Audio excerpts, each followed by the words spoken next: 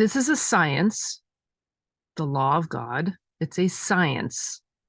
And because it's a science, it's demonstrable, it's been proven, it's the law of God, it's a science. So, what is our job when we're studying a science? I mean, yeah, sometimes scientists are proving things, but if you look at the scientific method, it's like hypothesis, no, first observation, then hypothesis, then you test the hypothesis, then you analyze the data, and then you come to a conclusion. So it's first observation. So we get to choose in this place of observation, we get to choose what are we observing. And we've talked about a lot in this community. Are we observing utilizing spiritual sense, or are we observing utilizing material sense?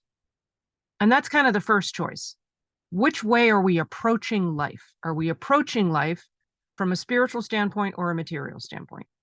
That's kind of the first step in studying the science. It's like, oh, there's this really cool law of God that I could be like living under that law instead of under this other law. I'm going to live under the law of spirit instead of under the law of matter. So the first step in kind of walking on this path is to say, oh, am I walking around looking at material stuff, or am I walking around really perceiving the spiritual? What is my standpoint of observation? And then what are the hypotheses? I mean, I'm sort of using this architecture, but what are the hypotheses that I'm adopting? And the hypothesis, as opposed to the supposition, Mrs. Eddy uses the word supposition, and it is a firmly held belief, a supposition is a belief held with low certainty, where a hypothesis is kind of a subset of that, and it sort of adds, according to Cora, it adds two things. A belief held in light of evidence, and then the hypothesis is something that we use for further study. We use that to sort of test what we are discovering against the hypothesis to either prove it or disprove it. But it's to use for further study. But it's all part of this place of supposition, where Mrs. Eddy talks about matter being the supposition. It's in the lesson this week. She talks about, where is that? I'm flipping pages because I marked it and I did not know it was coming up at this point. Objective supposition, where did it go? Matter, did I put it in the other part of it's on a different part of the page than what I'm remembering. And I marked it so as to read part of the sentence and not the whole sentence. Oh, come on. Really? Okay, now I'm going to stop until I find this because this is bugging me. That's not human will at all, Lisa. No, that's not. Yes, God, I'm in a battle with God. Do you hear this? I'm actually in a battle with God right now. Let it go, Lisa. No, I'm not letting it go. I'm being very stubborn. I'm not letting it go. And which means I'm not going to find it, right? Still not letting it go. Wow. I'm watching myself going, wow, okay, you guys are just, you get to observe this with me. Holy cow. I've never done this before. I have never done this before. I have never been so stubborn, and I'm not finding it. God's like, you're not getting this one. It's like, okay, you just observed something. This was me not letting go of something that I wanted to say. And God is like, nope, you're going to yield. It's like, okay, I'm yielding. So matter is the supposition. The belief of matter is the belief in matter is that supposititious belief that we suppose it's real, and it's not real. We suppose it's real, it's not real. It comes in as that thought, the supposition, a belief held with low certainty. Well, to material sense, it's a belief held with very high certainty. But in reality, it's very low certainty because it actually has no reality. It has no reality. It's a supposititious belief. So when we are looking at the science, we have the opportunity to yield. Oh, now I understand why that just happened. We have the opportunity to yield to the truth and not yield to that firmly held belief. Wow. Okay, I'm getting chills. What you just witnessed me doing, which I've never done before, is an example of what we're talking about. Wow. Okay, I'm a little bit in awe. So, are we willing to yield to the truth rather than to the supposition? Are we willing to yield to the truth, what is fixed in fact, in truth? God is all. The basis of the science, God is all, God is good. Are we willing to yield to that? Are we willing to let go of the supposition that we've held on to in belief? I believe this is God is all. So it is only the only thing in the gap is our willingness to open thought to the truth rather than holding on to the belief, the false belief. I mean, there can be, Mrs. Eddy talks about sort of gradations of belief. There can be better beliefs and lesser beliefs. Like there are some beliefs that are good. A belief in good is better than a belief in error. So we do have that sense of things. But are we willing to yield belief to truth? Are we willing to yield the belief? Are we willing to open thought to see more and to observe through the spiritual lens, look through the spiritual lens and observe the evidence of spirit rather than continually holding on to, which you just saw a demonstration of, hold on to the limited belief. I am determined to. So the Bible says the works of the Lord are great, sought out of all them that have pleasure therein. If we don't have pleasure in the law of God, God is it's like God is all. God is done. There's no like, well, let's do a renovation and kind of fix that up. The only thing being renovated is our thought of God, is our concept of God, is our relationship. Our relationship is intact, but our sense of our relationship with God. Do I feel separate from God? Well, that's what needs to be brought into alignment with the reality. I'm never separate from God. Whither shall I go from thy spirit? Whither shall I flee from thy presence? If I had sent up into heaven, if I make my bed in hell, if I take my wings of the morning and dwell in the uttermost parts of the sea, even there shall thy hand lead me. There is no separating from God. There is no place where you can get away from the law of God. Just like we talk about the law of gravity. You can't go someplace and be outside. Well, I mean, you can go to the moon and be in a lesser version of gravity, but as a concept, you're not getting away from God. You're not going to hold on to a belief so firmly. Well, your experience is going to follow your belief, but are you ever outside the law of God, even if you hold on to a belief that's completely opposite? No. So what's in the gap? It is our willingness to shift our focus to the truth rather than holding on to the supposition. Our willingness to shift, our willingness to let go of the thing we are so determined to figure out. Let go. God is all. God is good. Are we willing to just drop the lie and the BS, the belief system? You could put another word in there too. To see God. The works of his hands are verity and judgment. Done. Truth. The commandments. Done. Are we willing to yield to that and bring ourselves into alignment with it? Let him that glorieth glory in this, that he understandeth and knoweth me. Are we willing to claim what is true already?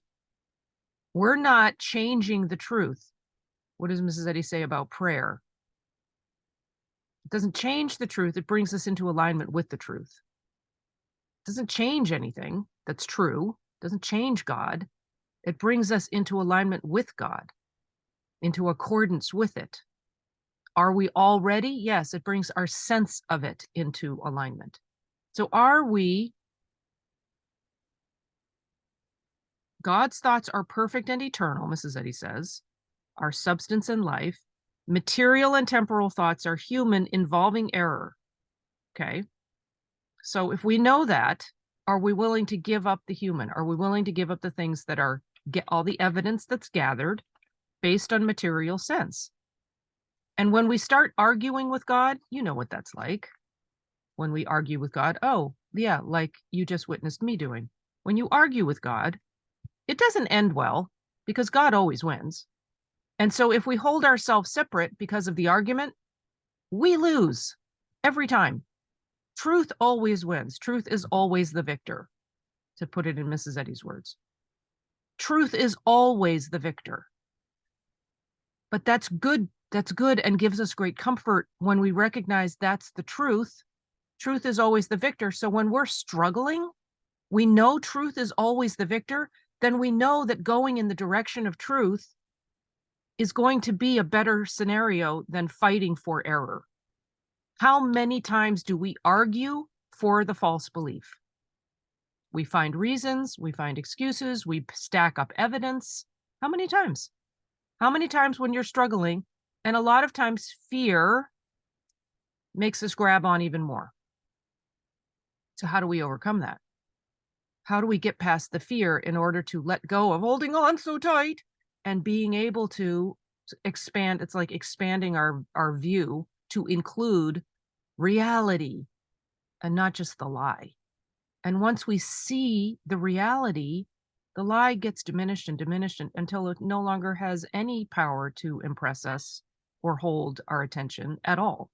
And we move on to the reality.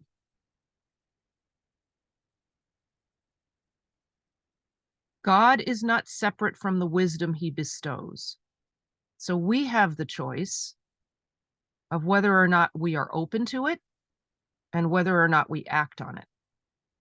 That's what we're talking about. That's that place of, this is a science. It's not going anywhere. The law of God's not moving.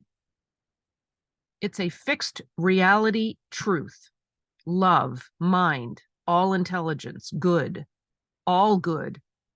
It's a fixed known reality and truth.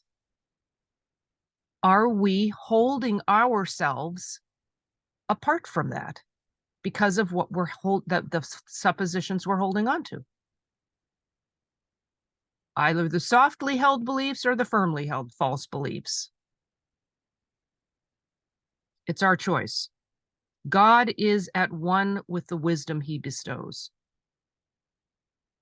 Another way of saying that, God is not separate from the wisdom he bestows.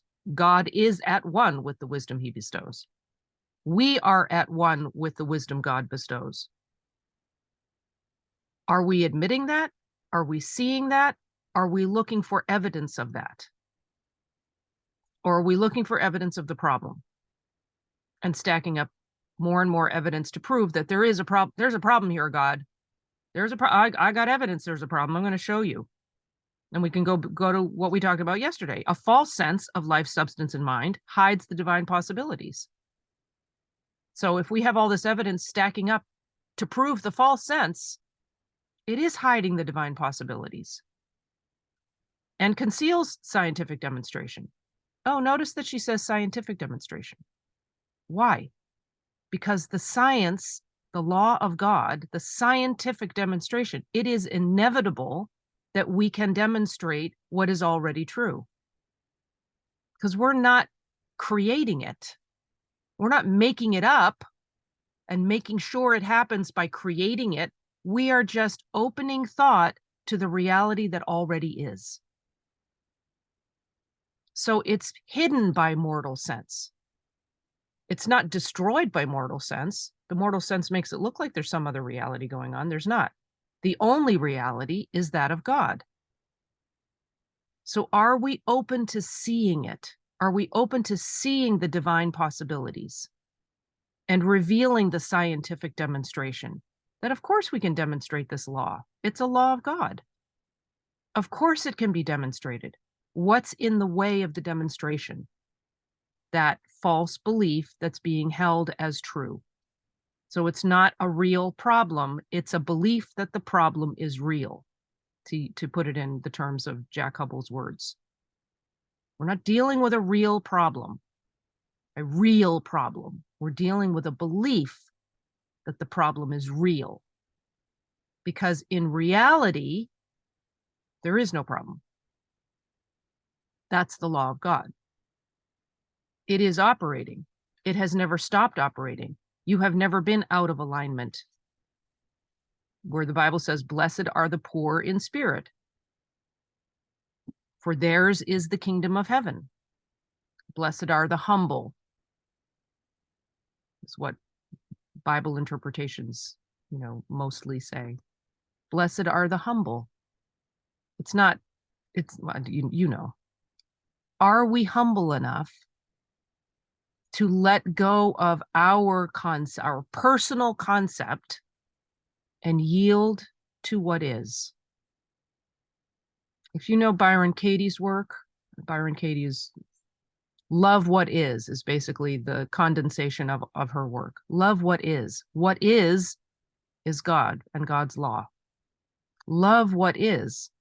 Can we be in a place of loving what is in the face of what seems to be a disaster? Sometimes that's really hard. Do I want to claim it's hard? No. But my experience has been that sometimes that's hard. So, okay, I don't want to claim that it's hard for me. I'm going to claim it's easy. So let it be easy. Keep saying yes. Let it be easy. Okay. What does that look like? And work it through. Like each one of us has to work that through. What does it look like? And if we go back to the scientific method, you have the observation. You choose to observe with spiritual sense, have observations. Then you form your hypothesis. Okay. If God is all, then this is a lie and I don't need to pay attention to that. If God is love, then this sense of separation and hatred has to be a lie because God is love and God is all. It's kind of the if-then thing. And then test it. If God is love, then I don't need to believe in this separation and this discord over here in this relationship. All right, I'm going to test it out. I'm going to act as though it is all fine and all is love. Actually, I'm remembering that the story I shared with you the other day about the phone call I had with a friend, the longtime friend, where she got off the phone and went and talked to somebody else. And and then I decided I would act in accordance with all is well. There is no problem. I'm going to trust that the law of God is in operation and that love is present here. And I'm not going to buy into the illusion of discord or the illusion of loss or abandonment or whatever the beliefs were that were coming up. And I acted on that and then sought evidence for that. I tested it out. And then, how amazing. There was no problem. The relationship was absolutely fine. There was no problem. There was no issue. It was a non-issue. I analyzed the data. I looked at it and went, oh yeah, everything that is now occurring, because I'm acting based on the truth and not acting based on what I believed, I saw evidence of reality instead of evidence of the lie. And then I could conclude, oh yeah, my behavior based on the truth of my being, I was never abandoned, love is all, love is the only power, there is no fear here. My behavior based on that law looked a lot different than my behavior based on the other. My behavior based on the belief would have been to send the text. Really? Seriously? Blah, blah, blah, blah, blah. I didn't. I sent the text based on the divine law. So good to talk to you. We'll catch up soon. Or whatever it was. I don't remember what I said.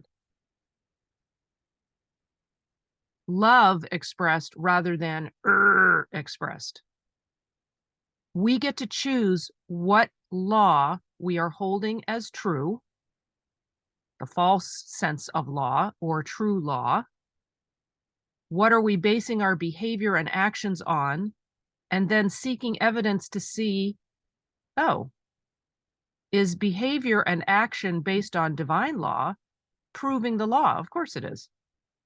Is behavior based on the lie proving the lie? Yeah.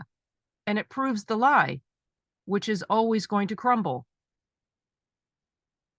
And then we go back to where we were at the very beginning. The very first thing we need to do in studying the science is decide, which premise are we operating on? Which law am I being governed by? One's aim, Mrs. Eddy says, a point beyond faith, I'm not talking about blind faith here, should be to find the footsteps of truth, capital T, the way to health and holiness. Well, what are the footsteps of truth? The footsteps of walking in the truth, being governed by divine law, no matter what the evidence of the material senses are telling us, being governed by divine law, not turning around and looking back and looking for the material sense testimony and then arguing with the truth. The divine must overcome the human at every point. According to Mrs. Eddy, the divine must overcome the human at every point. Oh, so the divine must overcome that place of, I'm stuck in this belief, this supposition, and I'm not letting it go. I drew a little stick figure walking in the margin in the notes, where it says, man walks in the direction towards which he looks, and where his treasure is, there will his heart be also. We walk in the direction towards which we look. That's obviously the quote from Mrs. Eddy. We walk in the direction towards which we look. Which direction are we looking in? Which premise are we operating from? I keep saying the same thing over and over again because it is so important for us to decide what's the basis of our being. What's the basis of our experience? What law am I operating under? I'm not going to negate the law of God by sort of ignoring it and going a different way. It's always operating. Why is that good to know? Because no matter how long you suffer under the false sense of law, material sense, no matter how long suffering has gone on, right there in that place, God's law is operating and available immediately, instantaneously. Stretch forth thy hand. Look at the Bible story, the man with the withered hand. Is there any time, any day of the week, any location that would keep you from the law of God? Is there a place you could go where it's not operating? Is there a day of the week? Is there a synagogue or a church or a temple that you could go to where it's not operating because all the politics are in the way of it? No. Is there a school or a home or a village, a country, a political structure that you could go to where it's not operating? No. Is there a food you could eat or a physical practice that you've taken on that could keep out the law of God? No. The law of God is available in every instant. It is up to us to open to it and be governed by it in our sense of ourselves, because we're always being governed by it. But if we're holding on to a belief that we're not, or that we're separate from, our experience is going to follow our belief. So why is it important to let go of the false belief? Because your experience is being governed by your false belief. Don't let it be governed by false belief. Let it be governed by the law of God. Drop the belief for the truth. If truth is overcoming, Mrs. Eddy, again, if truth is overcoming error in your daily walk and conversation, you can finally say, I've fought a good fight. I've kept the truth, because you are a better man. You see the evidence of it because you are a better man. Because little by little by little, like step by step, gain a little each day in the right direction, she says. It's like 1% each day. Am I 1% better in yielding to the law of God today than I was yesterday? Than I am gaining in my understanding of the truth. And that's a good thing. Am I constantly turning away from material sense towards the imperishable things of spirit? Am I constantly doing that? Or am I stuck in what I think of as the law of matter because I see all this evidence that's proving this is my problem? Am I stuck there? Or am I constantly turning away from material sense and looking towards the imperishable things of spirit? Mrs. Eddy says, if honest, we will be in earnest from the start. Well, are we being honest with ourselves? Are we earnest? And are we setting ourselves up for success in our daily walk, in our daily practice? Mrs. Eddy, many times when people were struggling in her household, would offer them the idea, in a lot more stern way than I'm saying it right now, would offer them the idea to pray more in the morning, take more time to pray. It got, in one of those instances, it was like double it with like 4 hours, take 4 hours to pray in the morning. It's like, I'm not sure any of us taking 4 hours before we start our day. Sometimes, oh my gosh, I have all these things going off on my phone.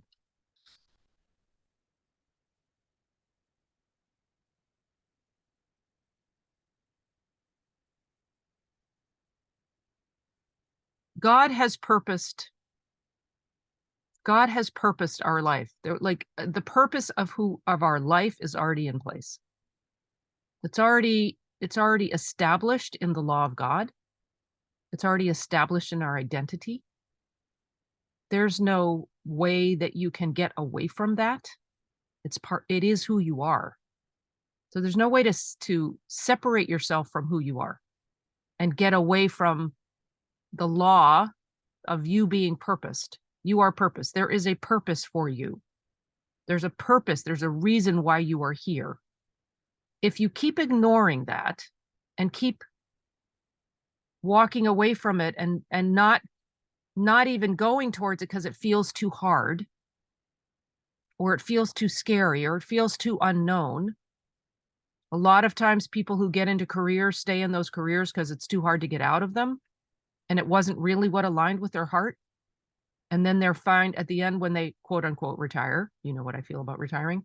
When they get to the end, they go, I don't know myself, because they've spent their whole career doing something that wasn't aligned with them. And then they go through this big discovery of, who am I really? Or that happens when people get divorced or split up in partnerships and they're so used to playing a particular role with a particular person.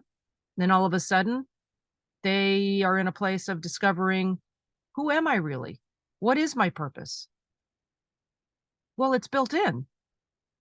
It is who you are. So listen to that place in you. The law of God is operating. The law of God is not going to leave you out of the equation. And that those feelings that come up in you, that you feel drawn to a particular activity, a particular interest, a particular way of being, pay attention. Pay attention to that and walk in the direction of that. Don't try to figure it out ahead of time. Well, if I do that, then I can't do this, then this. No, just take a step. Gain a little each day in the right direction, in the direction of yielding to the call on your life, following and being governed by the law of God, and not shifting from that and walking in the other direction. And as soon as I need it, the quote's right in front of me.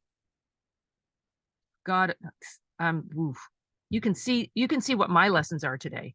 I hope you're finding the humor in it as I am. Matter, this is a quote from Mrs. Eddy, and I'll read you the whole quote and then I'll tell you what I was doing with it. Matter is neither a thing nor a person. Matter is neither a thing nor a person. And I always include place in there, person, place, or thing. Neither a thing nor a person, but merely the objective supposition of spirit's opposite. So condense that to matter is the objective supposition of spirit's opposite. Matter is the objective supposition of spirit's opposite. What is a supposition? A belief held with low certainty.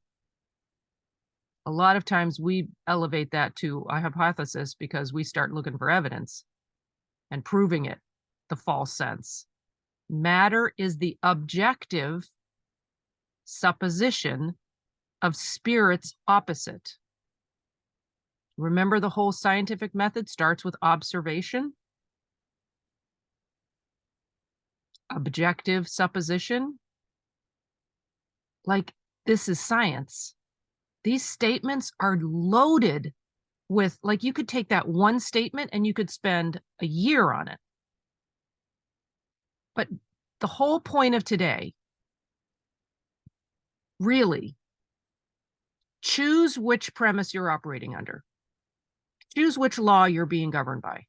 The true law, the law of God, or the suppositional law of matter. Choose. And then which one are you operating under and which one are you seeking evidence to prove? And knowing that God is already, it's already done. It's already a fixed fact that God is all and truth is all. Are we willing to yield to that? Are we willing to yield the supposititious sense of things to the reality? And where are we in the degree of that? Yield a little bit more each day. Gain a little bit more each day of the truth of our being. Follow the calling on your life, the purpose. You have been purposed. Okay, let's bring it in.